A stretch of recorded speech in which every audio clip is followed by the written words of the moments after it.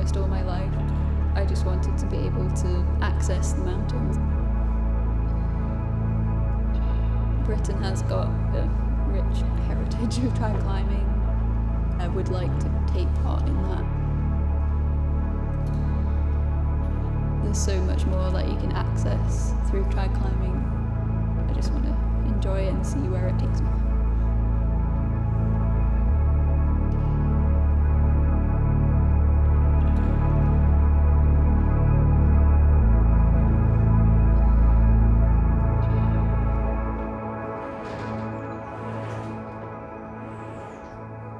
When I first started climbing, I was about 7 years old. I went along to a shopping centre in Glasgow with my mum and dad. There was a mobile climbing tower. I had to go, and then the instructor said, come along to the kids club, and that's what I did the very next day. After about 12 or 13 years of mainly being an indoor climber, I think I'd just like to do something different. From the climbers that I knew on the comp circuit, I don't think many climb trad. My perception of trad is a lot of shaking and poor placements, a lot of back with ropes. Honestly, I just want to stop. It's just fucking... A lot of back with gear. I can't know, the cam's just gone all upside down. The rock can be a bit looser. You get holds breaking, blocks falling off. So much more to think about when you're on the route, as well as you potentially falling and killing yourself. Whoa, you alright? Oh, my ass.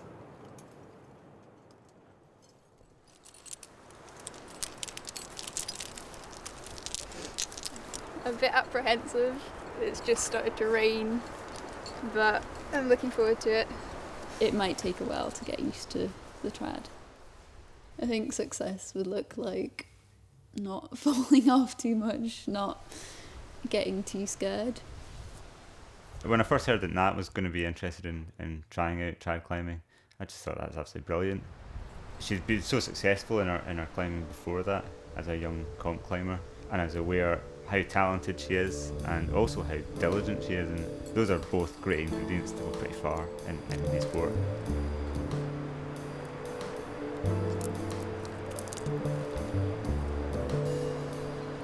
I'm looking forward to learning from Dave.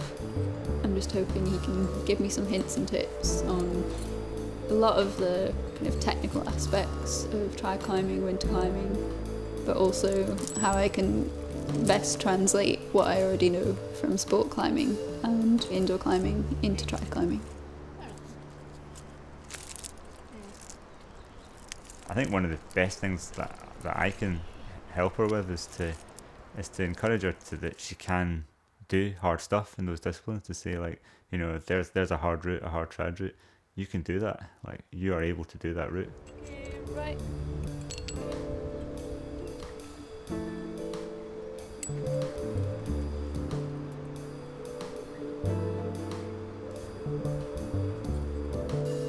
I guess I'm apprehensive about looking silly. I guess just not being able to do something basic.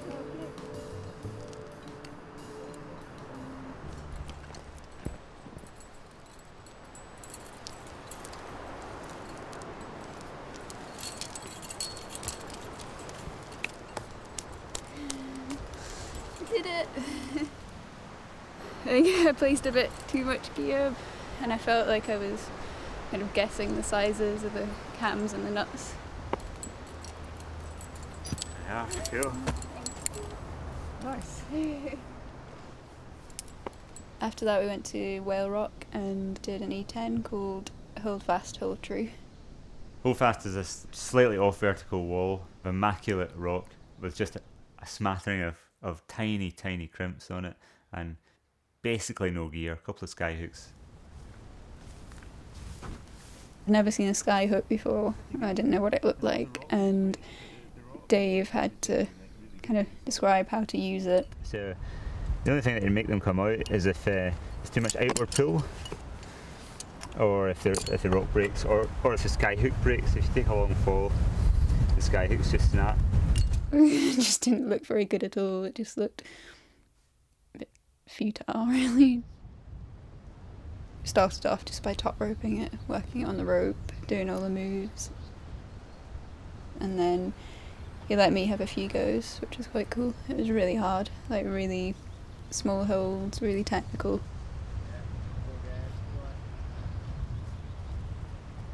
I'd not really climbed with him before, but I'd seen him in films and things, and he always seemed very confident before he went onto the wall.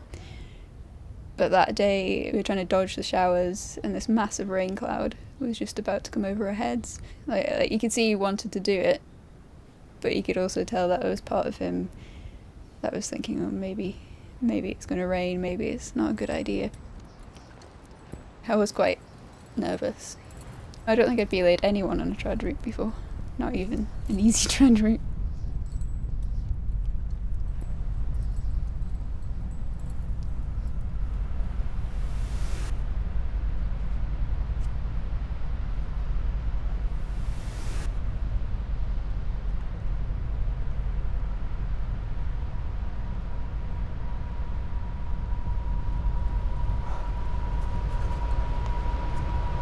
Sit.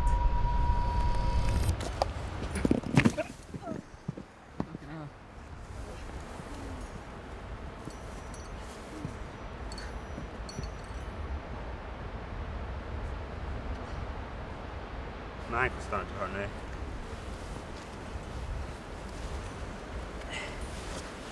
And it's just sprained.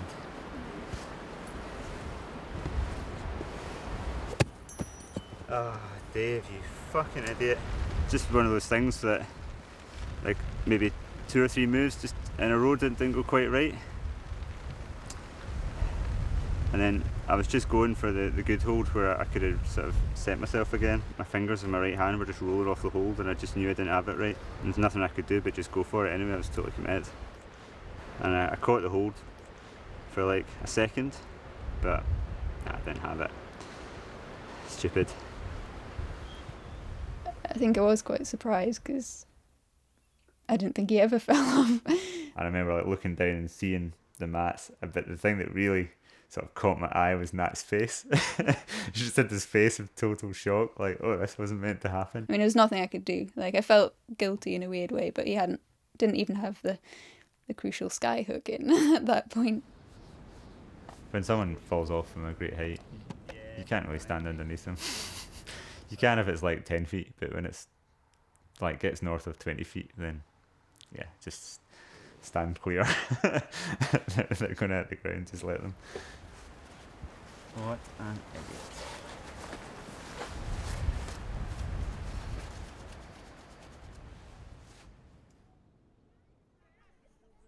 I was kind of the typical kid that climbs trees and you can't get them to sit still. Just clambered around a climbing frame. My mum always laughs and said, yeah, we got you a climbing frame, we never let you go on the top of it. Now look what you're doing, you're climbing rock faces and stuff. When I first started climbing, it was just once a week with the kids club. But I think climbing gave me something that I could put a lot of focus into. The first time I met Nat, she must have been maybe about 12, something like that, when we both used to train in Glasgow Climbing Centre. I mean, both of us are quite quiet people, and I would say hello to her and talk to her. The potential when she was even at that age was just obvious, because not only was she naturally talented, but she would turn up night after night. If you're young, you're talented, and you're able to put the work in, then good things are going to happen. I wouldn't say I was really competitive as a kid, but it just gave me a goal to aim for. My first competition was a British Regional Youth Climbing Series. I think I was the only girl that turned up. It was mainly boys. I just loved it. I remember I got a bit upset when I didn't do as well as I wanted to, but I won anyway because I was in a field on my own. I think you could always tell with Natalie that she was very driven about climbing. You could tell she had this drive, she had this desire to do well and loved her climbing. She was British champion on numerous occasions, both juniors and seniors, and then she went climbing in the international scene. As soon as I found out that there was a British competition climbing team, I thought, wow, that's something I can aim for. It's hard to say why I did well in the competitions, but I think a lot of it was to do with how stubborn I was in my training. I was very determined to kind of better myself.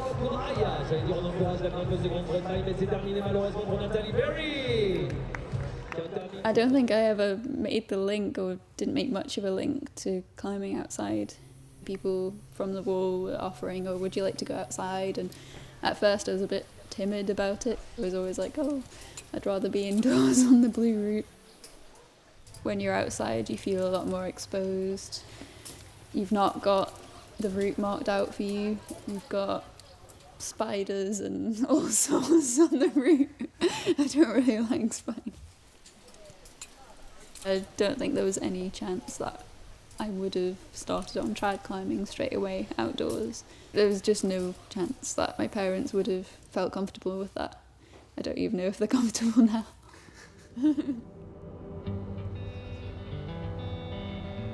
Harris is one of my favourite places in the whole world. The general vibe of the island is just so nice, like the landscape and the wildness of the place. Harris is quite barren. When you get there, there's not really much there, to be honest. There's like loads of mountains, but the thing that kind of struck me most of all were the sea cliffs, because I've never climbed on sea cliffs before. The idea of going to the sea to climb trad was quite daunting at first. I think I was thrown in at the deep end.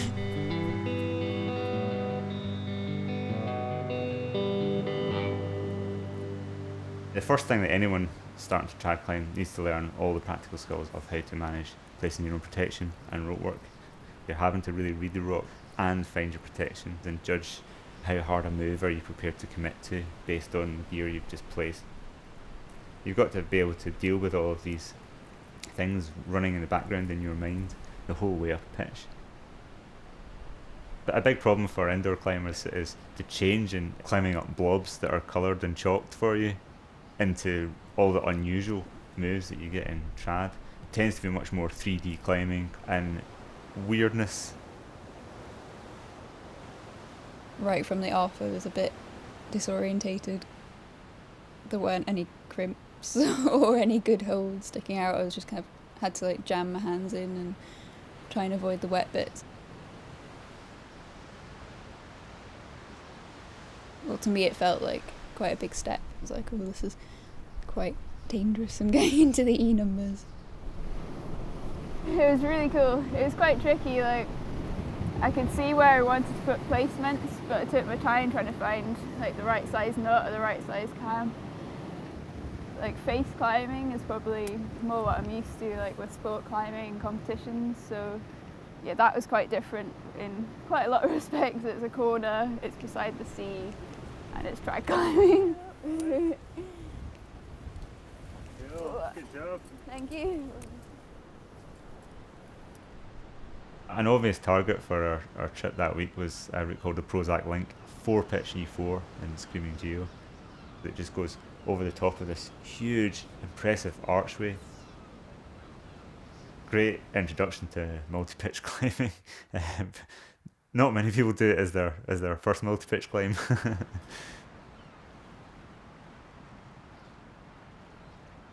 I knew right from the off it was going to be quite challenging. I went for the first pitch. I kind of expected Dave to do all the top ones. But then when I got on it, I got a bit freaked out. This is really wet. Yeah, I don't think I'll lead this. I think it's just a bit... I wondered if Nat would decide to lead any of the pitches that day, if that experience at the start might put her off, or if she would sort of step up and go for the crux pitch at the end.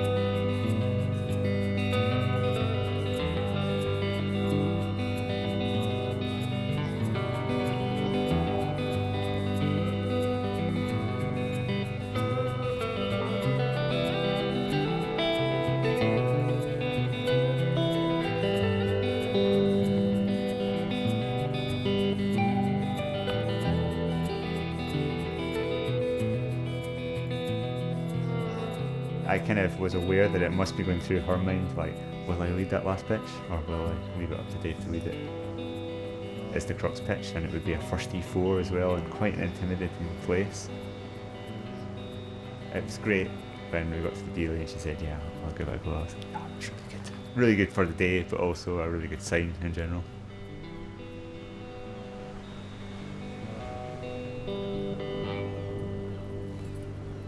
Ooh, knee ball.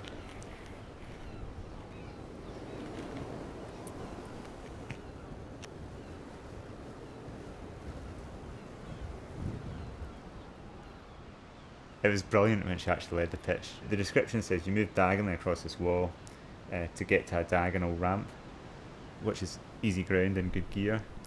I could see she was sort of hesitating. I said, she must be at the ramp, so she must be on the easy ground. And then I could see her moving back right again, back onto the wall. And she said that she looked round into the ramp and she thought it looked a bit loose. So she just moved back onto the wall and climbed straight up unclimbed terrain. And the ramp's like VS, you know, it's like, there's the odd loose hold on it, but it would definitely be a sanctuary.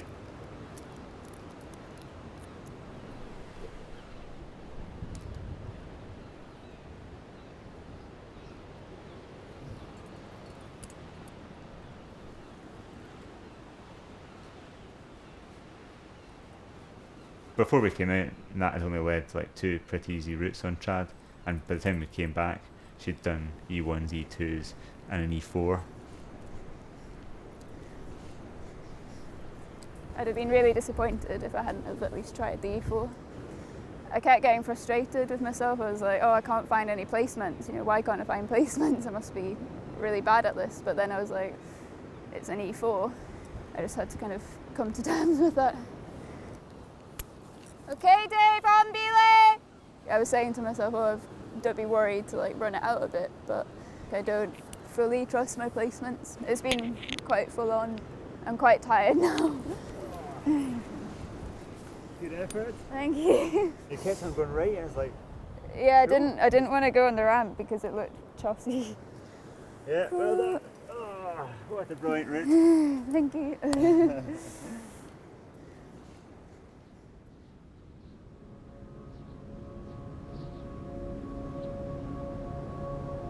Winter climbing is such a different game to any other type of climbing, especially in Scotland. It's the whole experience, everything together, not just the climbing, but the weather and all the hardships of winter climbing, where you're going out in the early morning in the dark, flogging up some hill in a blizzard, getting like wet and cold, and you know you're starting off from the first pitch, totally shivering, freezing. It couldn't be more different from going to the climbing wall. You have to suffer a bit.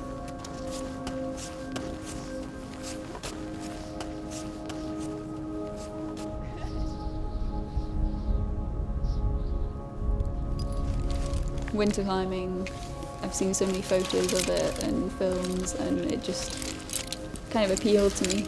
I just wanted to be able to access the mountains.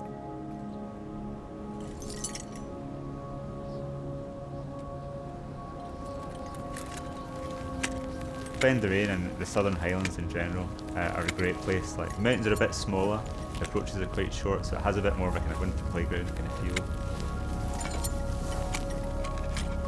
It seemed like quite an epic just to get there.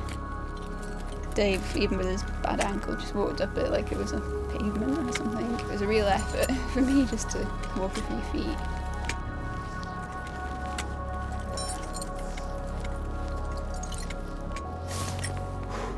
Cool. That's good.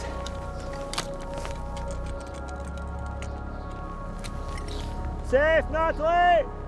With winter climbing, I mean, we're out here, we're halfway up a brilliant route, and a lot of the enjoyment is retrospective, either when you just finished the route, or better still when you're walking back down and you feel nice and warm. I think quite a lot of winter climbers probably question what they're doing, like, on every pitch.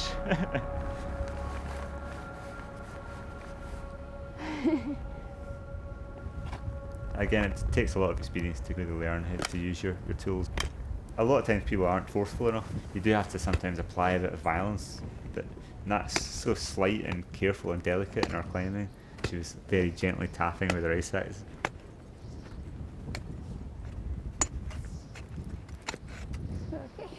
think it is a good idea to second a few routes first before you lead. And in winter maybe especially, because you get to deal with placing gear in iced up cracks.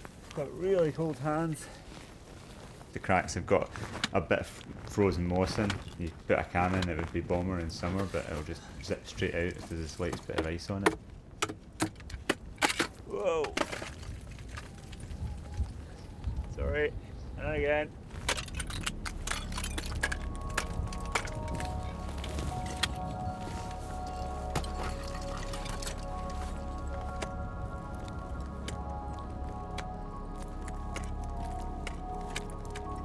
Trying to get the gear out. It was a lot of effort. Come on. It's frozen to the rock. I'm trying to do it in gloves as well, when you get your gloves wet and your hands are cold. Yay! Oh.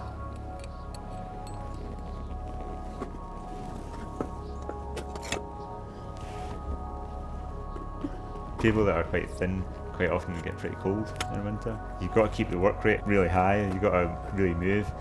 And I was thinking, like, gosh, you must be getting cold.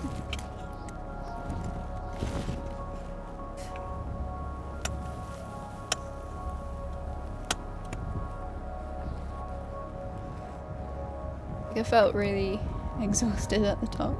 Thought I was gonna fall flat on my face.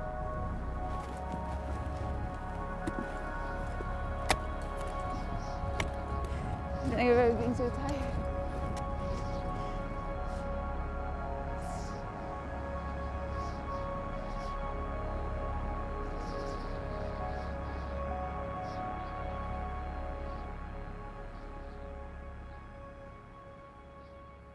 The best experiences you have in winter climbing also involve those suffering days. You have to put in a lot, but when it pays off really well. Where you've gone out and the conditions are poor and you struggle and struggle and struggle, but you just get up it. I'm slightly concerned about the warmth. Definitely helps to be frozen to do ice routes. We've already heard one kind of big bang from over there, so we better be quick. I was quite excited. It was a new route. It went into this really nice tube of ice. This massive icicle hanging down. It was like organ pipes or something.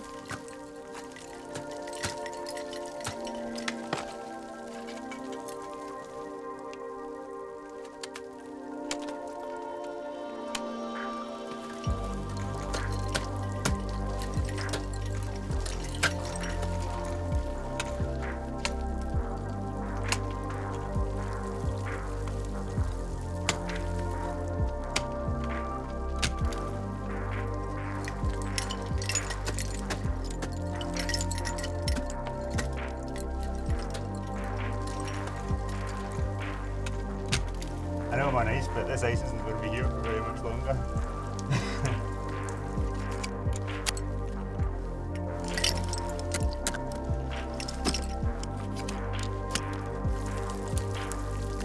By this point I was getting more of an idea how I can hold things with the axes and how much weight I need to put on them.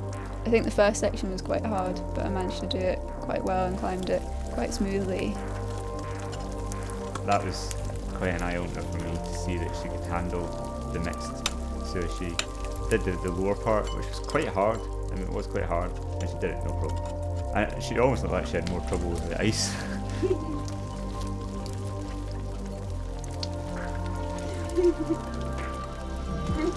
Really good fun. It's a bit wet.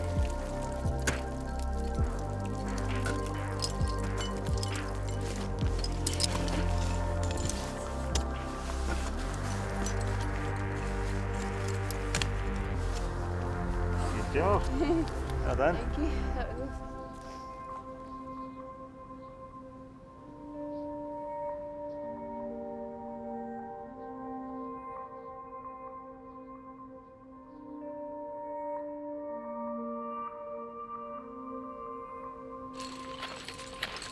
It's hard to describe the character of the climbing on Ben Nevis in one way because it's such a big place. It's just the mecca of ice climbing. The size of the mountain is just perfect. It's big enough that the climbs can feel quite big and impressive and long and committing. I was quite excited, like the fact that we were going to do a route that meant you'd top out on Ben Nevis was quite special. Pink Panther follows this amazing series of hanging fangs of ice that dribble over 2 big overhangs, and it's really high on the mountain, very exposed.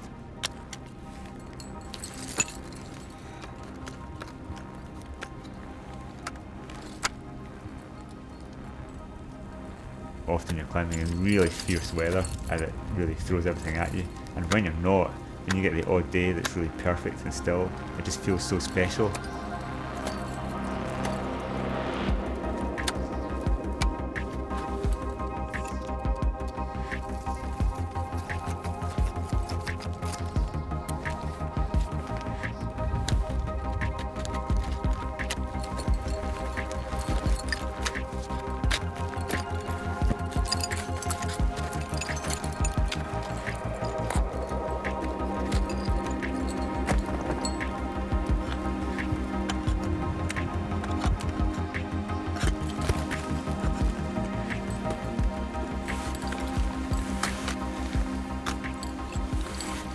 I climbed the first pitch through all the steep ground and then made a really good rock belay. You want to lead through? Yeah, is it just up that snow slope? Yeah, so maybe you go up there. Dave was like, oh, would you like to lead the last pitch? And I was like, but there's no gear on it. And there was this kind of one block with quite a bit of ice over it, kind of, you know, a third of the way up or something. And he's like, oh, you can maybe get an ice screw in there. I thought, well, I'll give it a go. Went across, put in my first ice screw.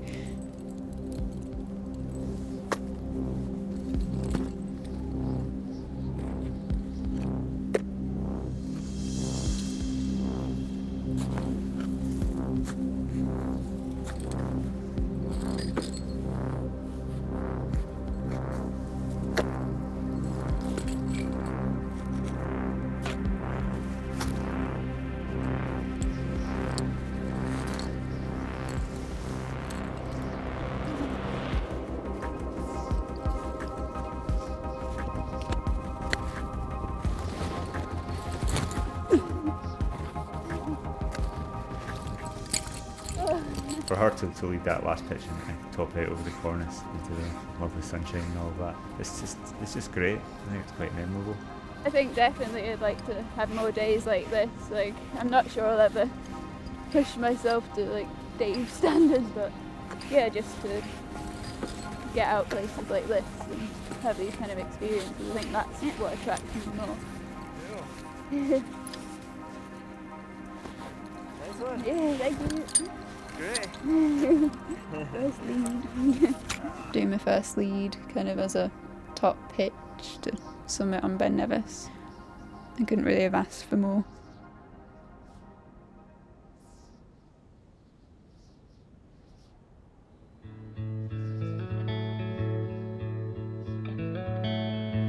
I don't think I ever would have imagined myself doing things like this when I was young and doing the competitions. It's quite a lot more mentally challenging as well as physical. I think once you get to the top and you think about what you've gone through and what you've done, you know, doing the route is just kind of the icing on the cake really. It's better than being in a dusty climbing wall. I think there are more women getting into winter climbing, but I don't think there's that many role models. I didn't really know of any climbers that were going out and doing winter climbing.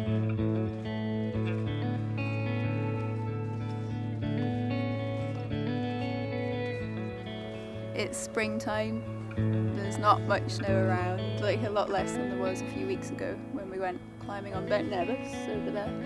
This summer I'd like to do more trad climbing, push my grade a bit above E4. Just kind of build on the skills that I've already learnt over the last year or so and then put them into practice and hopefully do a few more harder routes and just push myself and see where I get to.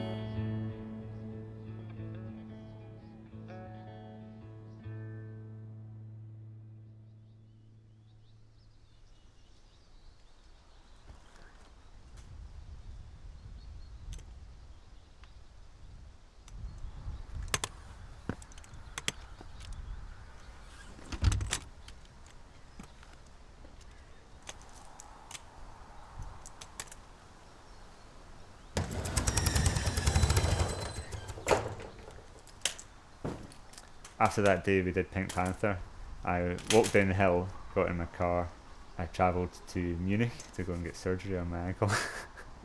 So it was an odd day for me, knowing that in 3 days' time I was going to be on crutches for 3 months. If you push yourself to your limits in trad climbing, you're going to pick up some battle scars. I'm 37, I've been going for it 300 odd days a year for 20 years.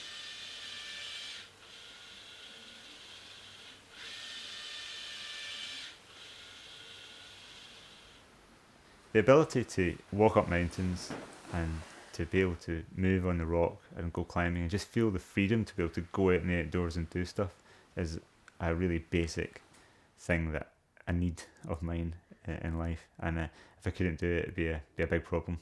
I think I'd really struggle.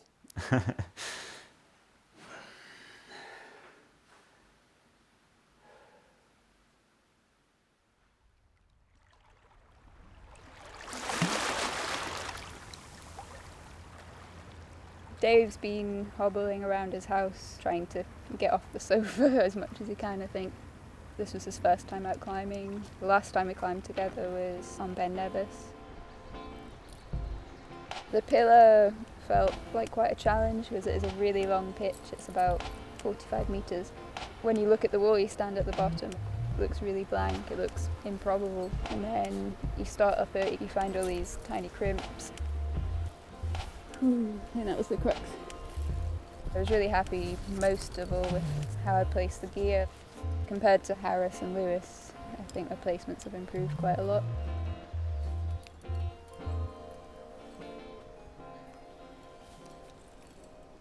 To say Dave's motivated is a bit of an understatement. I think he's probably the most motivated person I've ever met. We'll go climbing and he'll want to stay at the cry till like 10 o'clock at night. It is quite intense climbing with Dave. He really likes doing new routes, I think more than doing existing routes. Since his operation, he was just keen to find a project that he could get stuck into. There you go. When we went to Elgo, that was actually the first time I'd been there. And it's a sandstone cliff, and it's very, very steep and overhanging, but on massive holds. You start off on the wake-up platform just above the water, and you do a short 10-metre pitch up to underneath the roof. As soon as I half-sailed in and I saw the roof, I just thought it looked incredible. And we're talking about a 4 or 5 metre horizontal roof into a big steep head wall. So you take a hanging beeley right underneath the roof, and then literally the first moves off the beeley going across that roof are the crux.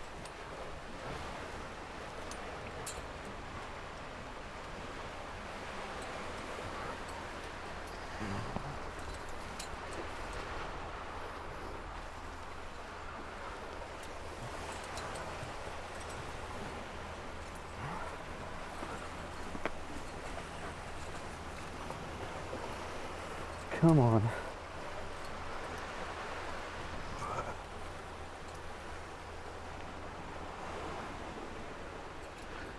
Yes. Oh. Oh, that's so cool. The upper part is like a steep E5 or E6. Just amazing, pumpy climbing in this great position above the sea, up to the massive jugs to top out on. Just brilliant fun. Oh, cool. Ah. That was absolutely brilliant. Some of the best routes I've done in a long, long time. Really good timing to find it as well. So I've just been doing crimps in my garage for the last 3 months while I was on crutches. Crux moved straight off the beeley and then a bit more easy to the top. It's just brilliant. Absolutely brilliant. It was really nice to top out. You could see he was really happy that he'd done it, and he was going to get him back into climbing after his operation. I got a knee bar. Knee bar.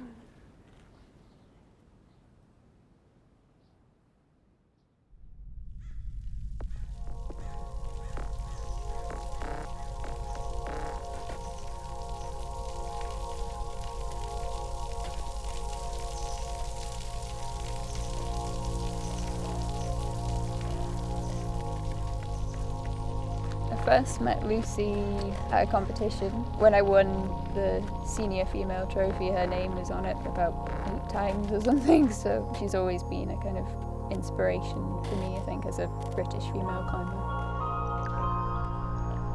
She strikes me as being a lot calmer and maybe a bit more relaxed. She maybe won't be as intense as Dave is.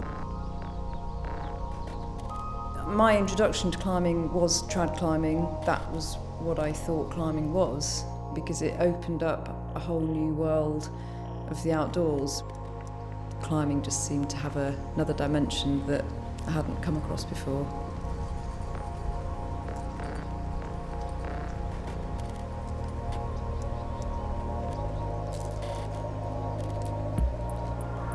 Most climbing walls these days have progression to outdoors courses, whereas sort of when I started climbing, there weren't even climbing walls.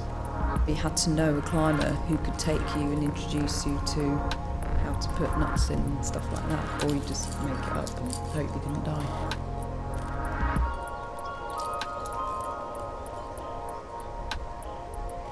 I remember Natalie when she was a little junior. I think it was her attitude that kind of stood out. You could tell she had a sort of inner determination, obviously great physique for climbing, seemed to be psyched for training, great combination for a comp climber. If I didn't climb trad, I think my climbing would feel a little bit empty. It's just a more fulfilling experience, I suppose. The whole thing feels more rounded. So you're having to kind of think a bit more and employ different ways of climbing and different ways to use holds and stuff like that. Yeah, it's there's something very unique about it.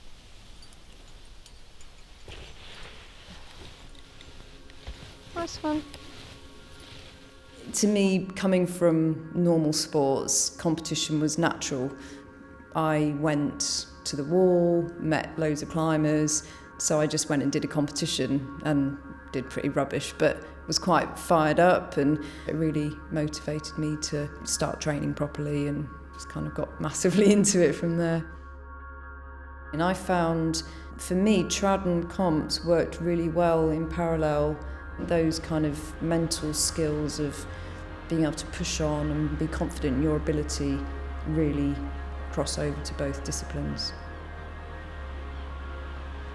I think there's a perception in the media that trad climbing is hard and scary, and I think women will take on board those words and kind of take them to heart, whereas a man might be a bit better at kind of blanking off and just thinking, well, I'm going to try it anyway.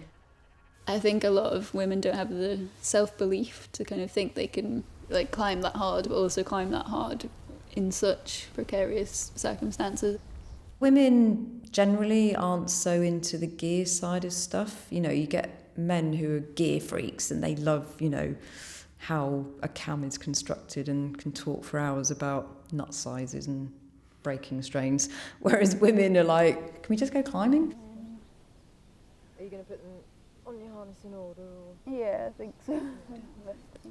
I think Wales still looks quite wild. It's kind of like a mini Scotland. It's got so much climbing, but it's all quite close together. So you don't have the big walk-ins or the kind of the exposure that you've got in Scotland.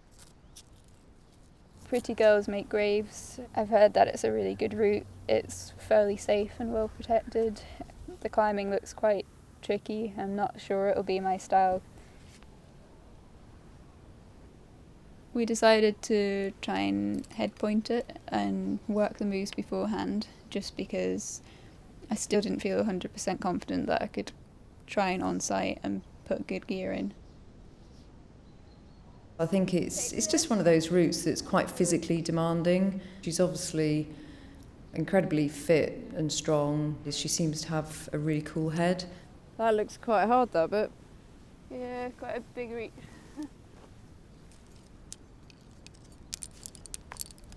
I tried it twice on top rope. Lucy was really helpful. When she worked the route, she was kind of like, oh, well, this is how I would do the move.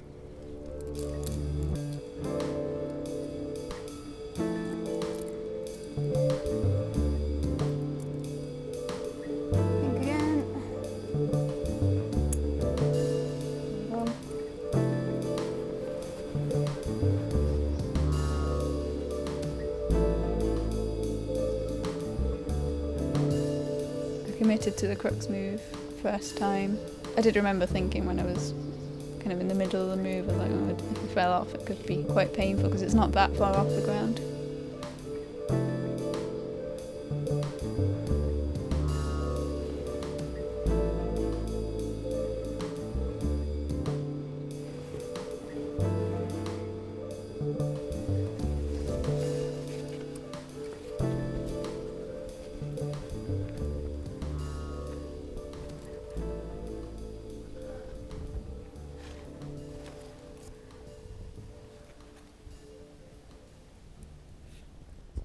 Okay, Lucy, I'm safe. Nice one. Chuffed with that. I felt really happy when I topped out because it felt like it was quite a big number. Like, I don't think I'd ever imagined climbing E6 really.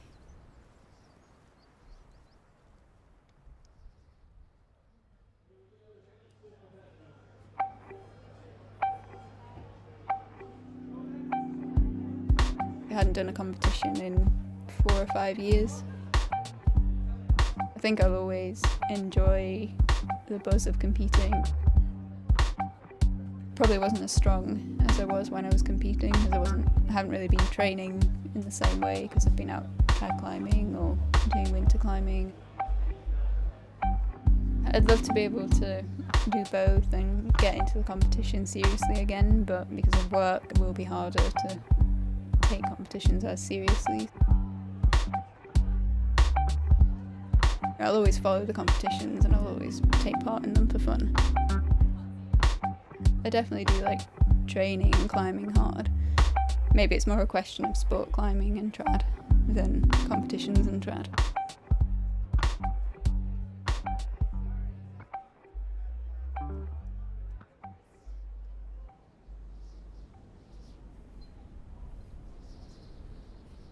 Dalriada is just an amazing rock feature. This huge prow of schist that comes out. It's just the ultimate eye-catching line. You just feel totally out there on it. Just a brilliant piece of climbing. It's just an iconic line, like a big hanging arete, kind of like a ship's prow or something. I've been told it's one to go for an on-site on. I've put off trad climbing for so long because I thought it was really dangerous, but I think I've surprised myself with how I can actually do it. I think I've learnt a lot and I've been to a lot of really nice new places that I wouldn't have been to. Put that on orange. I think it would be quite a big achievement for me to climb E7. If I did it, it would prove to me that I've learnt quite a lot. Anyone that can do that route has to be a pretty good trad climber. You have to have a good level in all the different skills of trad climbing to be able to do that.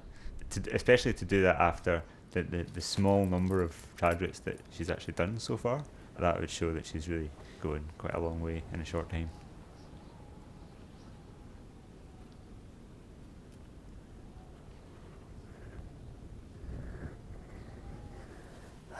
Hanging around too much.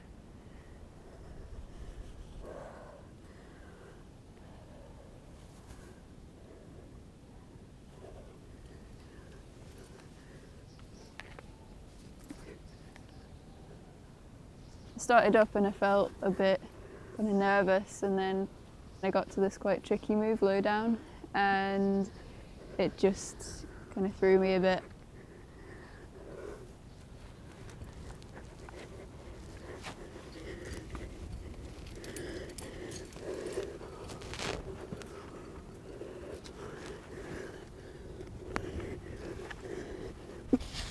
I think I'll just take, yeah, I'm not really up to it.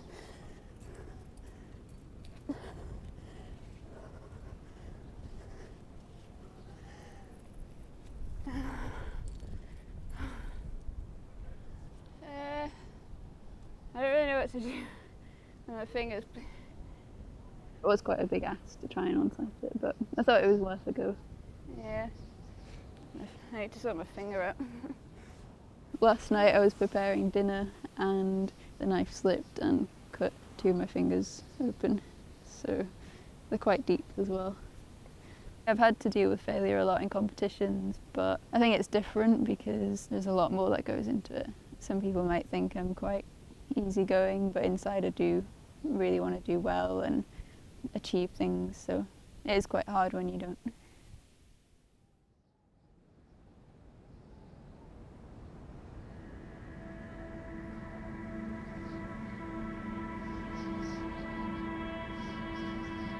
I think for Nat, there's a particular challenge I think that she's got, which is the ability to just shut everything off and go for it and really stick your neck out. Beyond the point where you're getting a bit scared into where you're kind of very scared, but you're still continuing, which to push yourself to the limits in track climbing becomes increasingly important.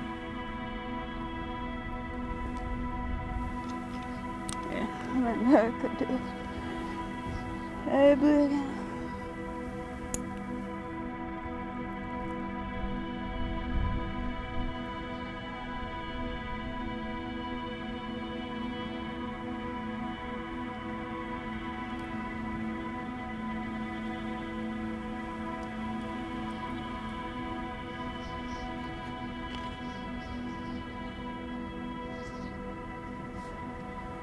on the bulk of the trad climbs you do, you have to stay well within your limits and be totally in control. But then on a handful of trad climbs every so often, you have to have that ability to just push into the red that little bit where your mouth goes dry and you kind of go, oh my god. Whether she can learn that ability to really go for it, that's the big question, I think.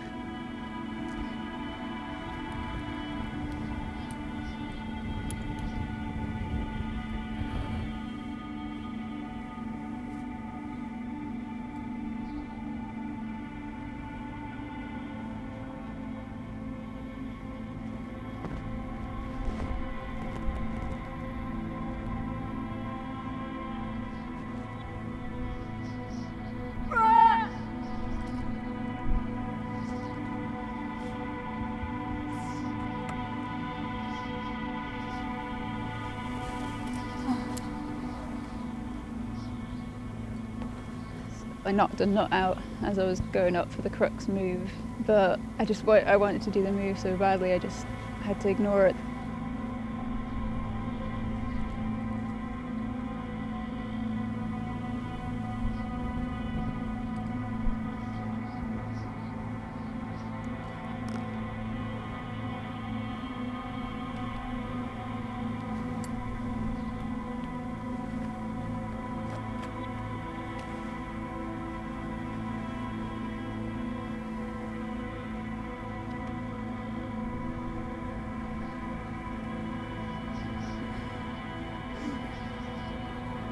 When I got to the ledge, I'd done the kind of lower crux section. I was like, right, I'll go and get a no hands rest for a few minutes.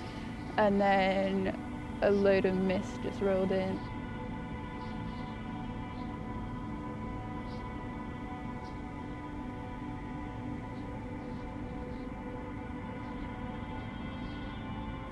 I was getting colder and colder and more nervous.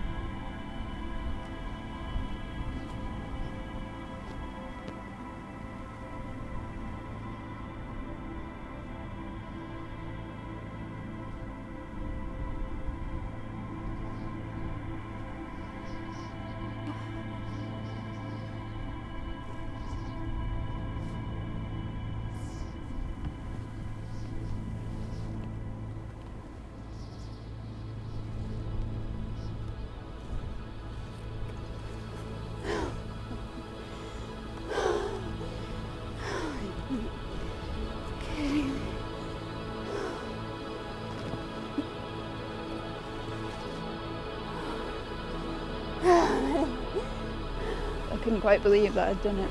It still felt like a dream, like I was still shivering. I was in quite a state after doing it.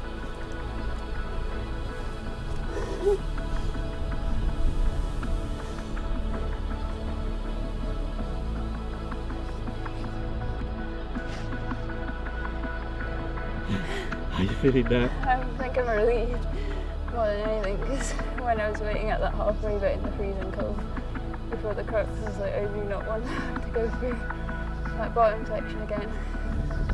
The feeling of popping out is just amazing.